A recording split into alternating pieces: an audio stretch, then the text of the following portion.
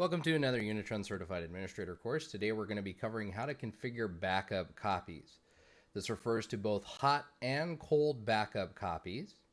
Hot backup copies specifically refer to there being another Unitrends appliance on the other side.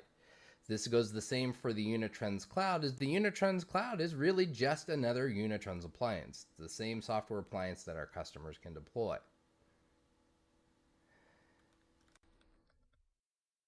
Jumping into the UI, from the Configure tab under Appliances, under our backup copy targets, we can add in the targets that we'd like to be able to send those backup copies to.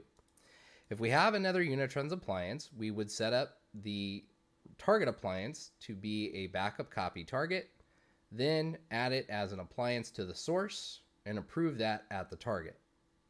The Unitrends Cloud, you get a nice token that we just paste in here and it attaches you into the Unitrends Cloud.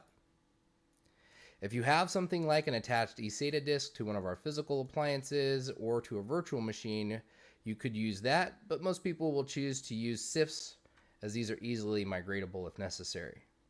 We would just point to the NAS and whatever location it needs to come from, and we would be able to mount that as a network share. Again, when we have another appliance or the Unitrends Cloud, this is a hot copy versus something like S3 object-based storage or a CIFS share would be cold copies. After completing all of our backups, we would come to the backup copy button under Protect and then select the things that we'd like to have backup copied. Obviously, if it never gets protected, it will never be replicated off-site. But over here on the next page, we can then choose if we'd like to go to a hot target. If I were to go to one of these other Unitrends appliances, every single time a backup occurs, the changes have to be sent to the other side. We will take a list of the blocks that we brought in with that incremental, figure out what the differences were, and only send the new unique information over to the other Unitrends appliance. This ensures that we can be super efficient in how we hold this data for a long period of time and get that data across the wire. But for those customers that would prefer to go to a cold target, like a NAS device or S3 object-based storage, we can always choose to do a cold copy as well. The way that most customers would configure this is that I would have all backup modes regardless of if they are a full, incremental, or otherwise. Being written off typically the last day of the month, and I would want the last backups that get me to that last day of the month. So it would figure out whatever combination of fulls, incrementals, differentials, whatever it may be, that gets you to the most recently available recovery point and write that off to your archive media.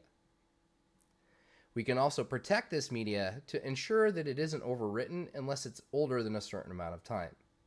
Typically, if a customer is cycling out individual hard disks here, we would just set this for a month or more, just ensuring that if that hard drive comes back too early, that it doesn't get overwritten.